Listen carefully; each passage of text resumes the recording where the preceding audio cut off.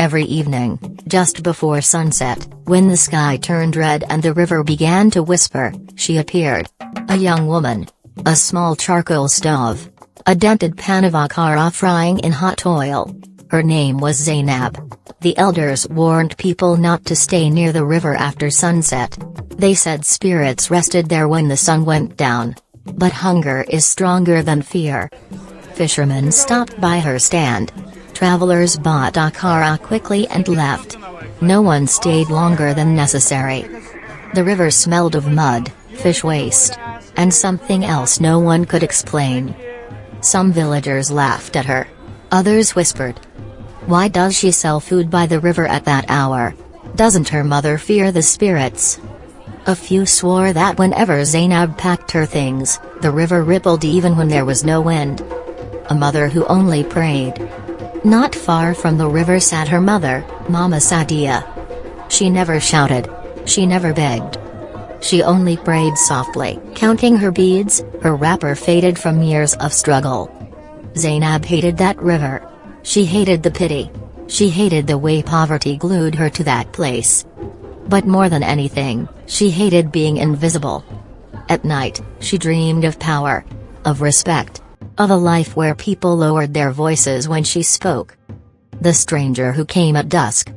One evening, just as the sun disappeared, a stranger arrived. He wore fine clothes that never touched the dust. His voice was calm. Too calm. He did not buy akara. He only watched the oil bubble. "You shouldn't be here," he said softly. "Greatness does not belong to the river bank." Zainab felt her chest tighten. He spoke of the city. Of wealth.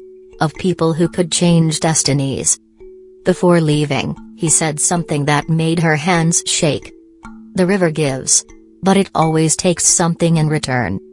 That night, Zainab could not sleep. She heard water moving, even though the river was far.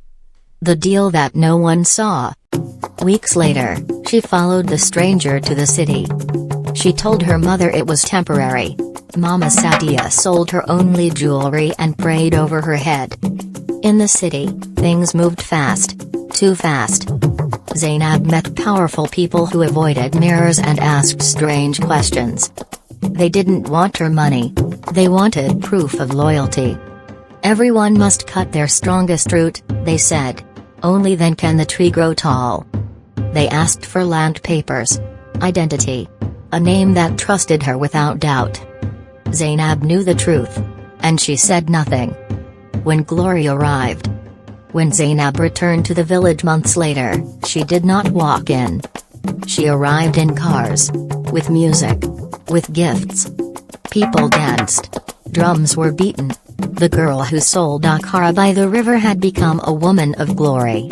But Mama Sadia did not dance. Strangers came with documents. They claimed her land. They said the river now belonged to others.